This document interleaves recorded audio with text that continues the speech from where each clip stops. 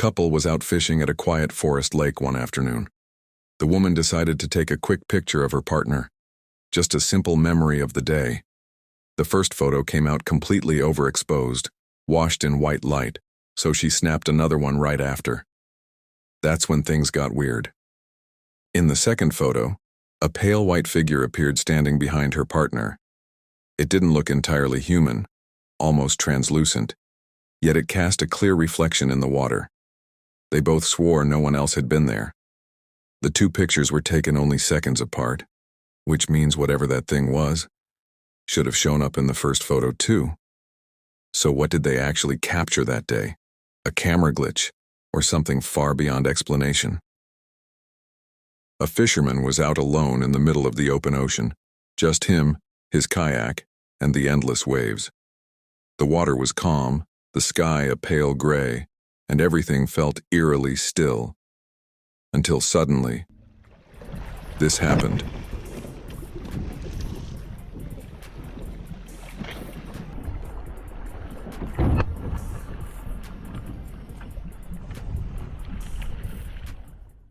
Out of nowhere, a massive shark slammed into the back of his kayak. The impact sent a deep thud through the water, rocking the small boat hard. But the fisherman stayed shockingly calm, almost like he'd been through this before. The kayak wobbled dangerously for a moment, but somehow it didn't flip. It didn't. Recently, Charles Wright from RMSO shared something fascinating. A newly discovered footprint found in his collection of photos from the Chipola River area.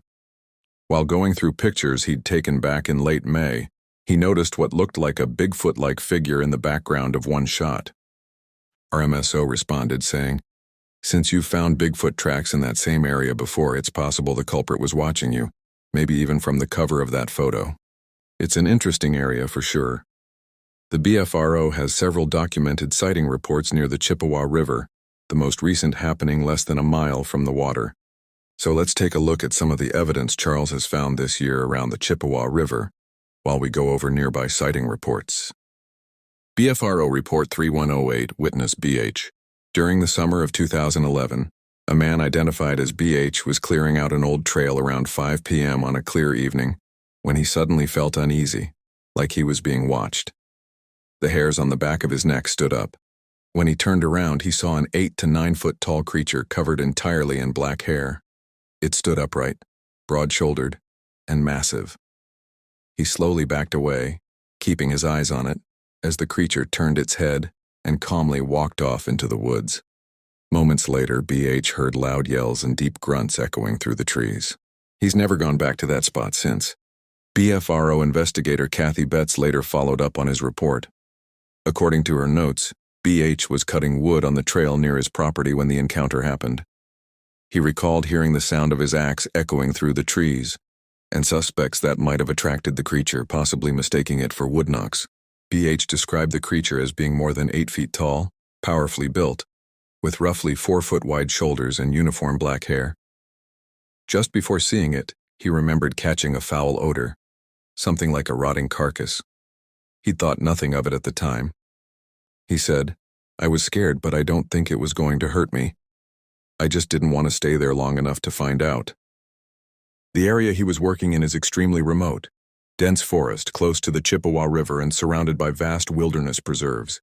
It's a perfect place for something to stay hidden. BFRO Report 724, 3 fishermen's encounter.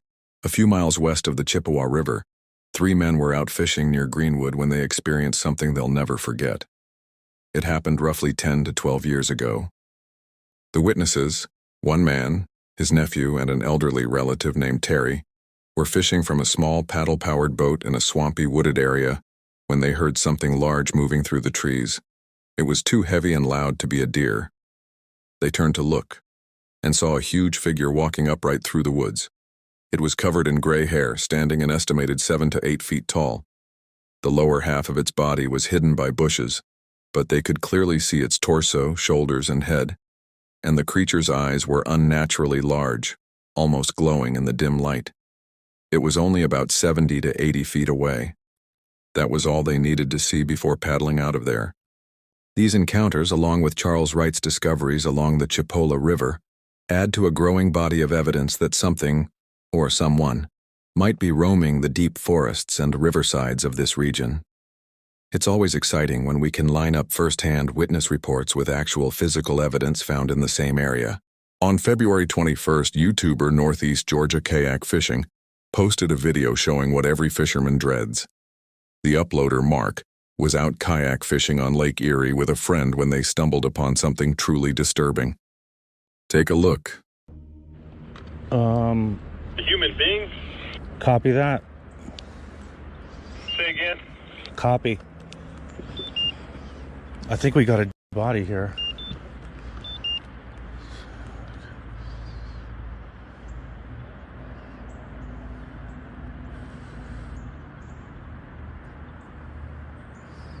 Yep, we do. A body. Oh my God, a body.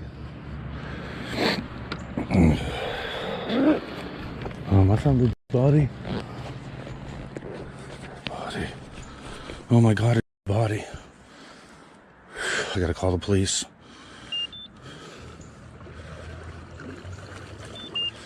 It's right there. As Mark paddled closer, he started recording, at first thinking it might just be debris drifting in the water. But then it hit him.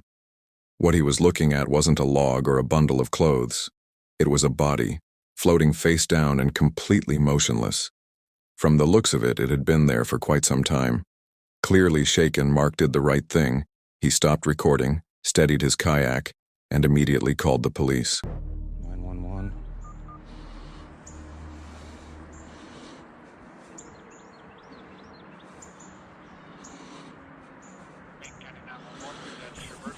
I am fishing on Lake Emery, and I have come across the body. We're out on Lake Emery. I am put in at the boat ramp, and I was going down towards the discharge, the water station discharge, and I'm kind of in between the discharge and the boat ramp, heading down towards the dam. Did you pull in over there by the Ford dealership? No, I put in at the boat ramp they made on Lake Emery. On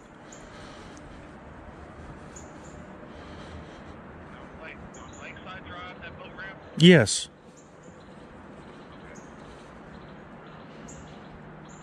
That's just up by Curry and Bruin and all that. Yes, but but you got to head down. You're heading down towards the dam. Okay. Are you in the water? Yeah, I'm sitting here looking at it.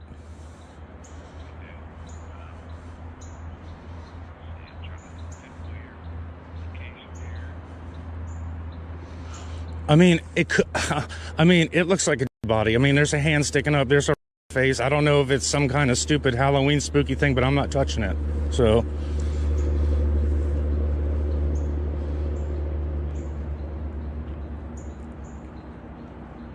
Okay, what was your name, sir? My name is Mark Wilkins.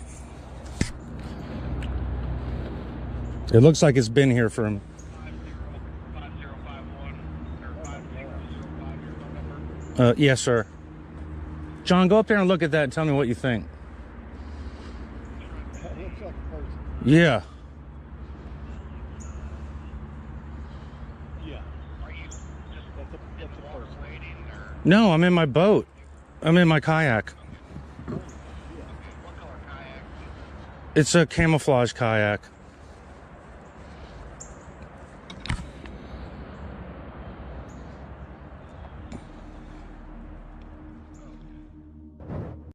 After a while, officers arrived and began investigating the scene.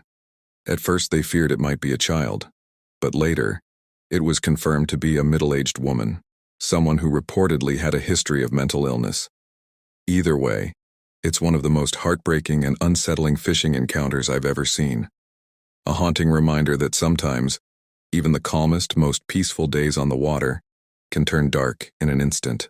On September 4th, 2025, a terrifying piece of footage was uploaded to YouTube by the creator Lawless Tide. In the video, he's taking part in a kayak fishing tournament off the coast of eastern Florida. Right at the start, he even says, "When you're out in these waters, you've got to be ready for anything." And as it turns out, he couldn't have been more right. He arrives early that morning, setting up his kayak as the wind begins to pick up. The ocean already looks rough, dark waves rolling in with force, but he decides to push on anyway. Instead of launching right at the shotgun start, I decided to wait a few minutes, just to see how the others handled it first. I watched a few kayaks go out ahead of me, studying how the surf was hitting them, trying to figure out the best way to launch without tipping over. Once I had a plan in mind, the next step was to head over to the bait boat and pick up our bait for the tournament.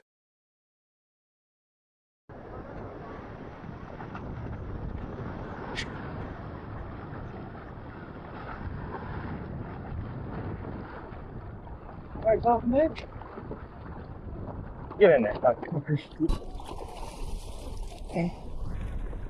I'll pedal your ass out, give you a shot. Thanks, buddy. Yeah.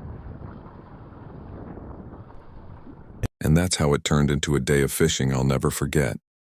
The kind that reminds you just how unpredictable the ocean really is. Until my very last breath had begun. That's how deeply that day burned itself into my memory. What a bunch of You do 12 dog? Yes, sir. Oh, perfect. Thanks, bud. Take it easy. All right. You guys have a good one.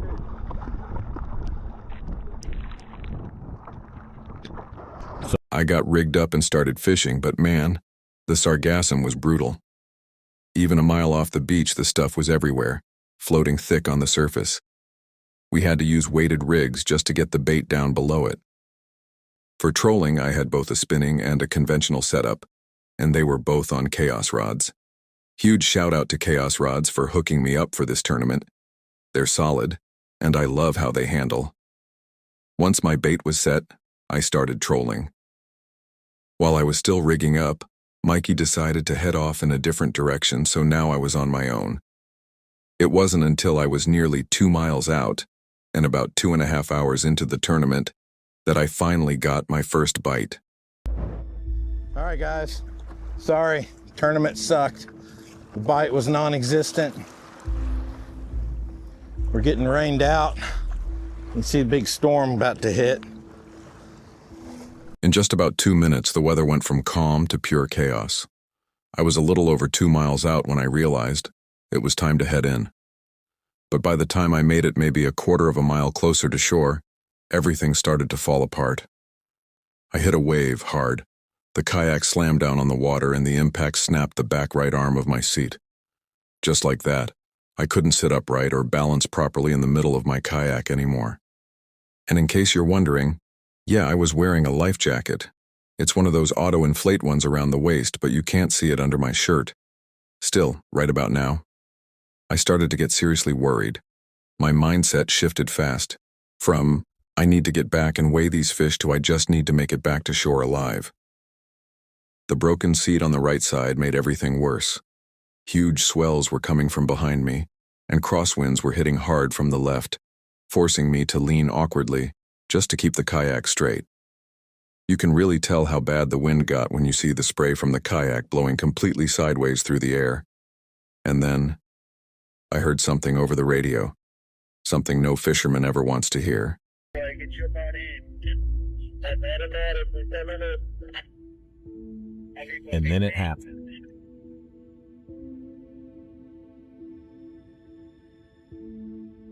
Luckily, I was prepared for this. I've practiced flipping my kayak and getting it upright plenty of times before. So I managed to get it turned back over, climbed back on top, and took a moment to assess the situation. I was soaked, exhausted, and drifting fast, but at least I was back on the kayak, and that gave me a fighting chance.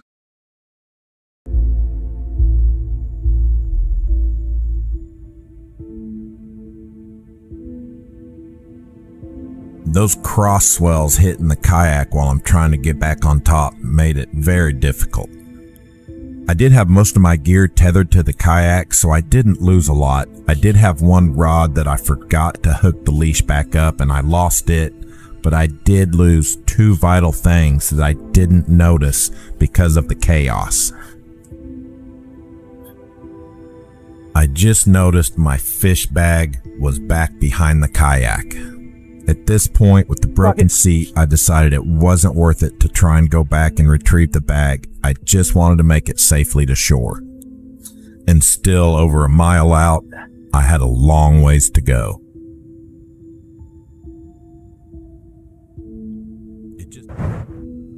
A massive wave hits his kayak, flipping it over in seconds. His gear sinks, and the situation turns serious fast. Struggling in the cold, choppy water, his only goal now is survival, to somehow make it back to shore alive. But little did he know, the worst was still ahead.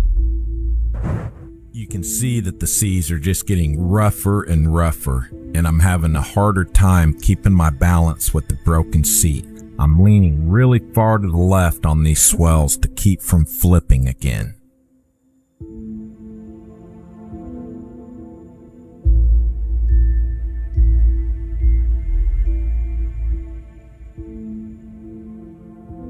And then before I know it, another side swell gets me.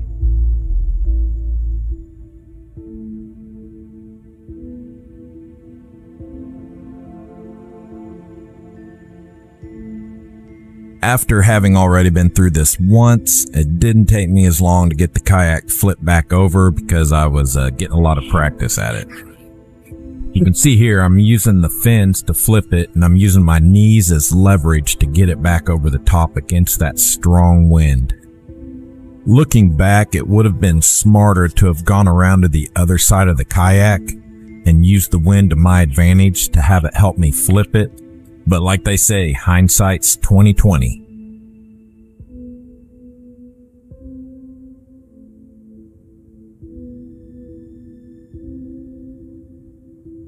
So I got flipped back over, got started pedaling, trying to make it back to shore without flipping again, and had the realization that I had lost my radio. At this point, this is the first time I've been on the water, and I've actually been scared and worried that I wasn't going to make it back to shore. The intensity of the wind and the rain just kept picking up. It was almost getting to the point where I couldn't see my landing point on the beach. The swells kept getting bigger and my stamina was waning. I was exhausted from the constant pedaling and having to flip the kayak. The only thought in my head was, please don't let me flip again. But it was inevitable. And you can see here in slow-mo how hard I was leaning to the left to try and stay upright, but it just didn't help. And I even tried to jump off before the kayak flipped to try and keep it from flipping over, but the wind would catch the kayak and flip it over whether I jumped or not.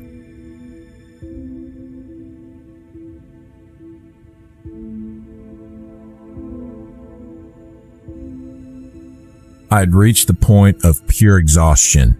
I was really starting to doubt whether I was going to make it back or not.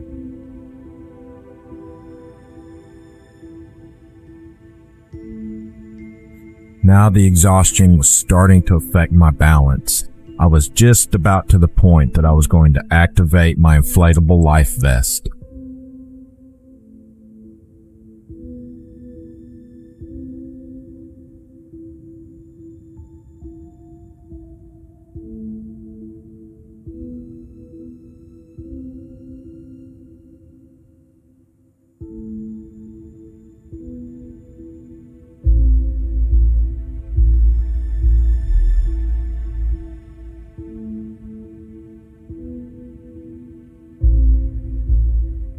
I got back up on the kayak, and then I thought, it's a miracle. There's a boat right there passing in front of me. I knew they wouldn't hear me yell, but I tried flagging them down and waving, but they were trolling, and I think they were caught up in their trolling lines and didn't even see me at all. In my extreme state of exhaustion, I'd forgotten about my air horn that I had. I could have signaled them, but I was so tired I was not thinking clearly. Then at that point, it became clear to me that it was going to be 100% up to me to get back to shore. And for some reason, that realization just gave me a little boost of energy and hope. and I started pedaling like a madman. I could barely see the shore, but I was determined as ever. Eventually, he made it back to land, completely shaken. In a later clip filmed from his car, he admitted that he'd never been that scared on the water before. And honestly, I believe him. Because when the ocean decides to turn on you, there's nothing more terrifying. Not disturbed, just humbled by the sheer power of nature.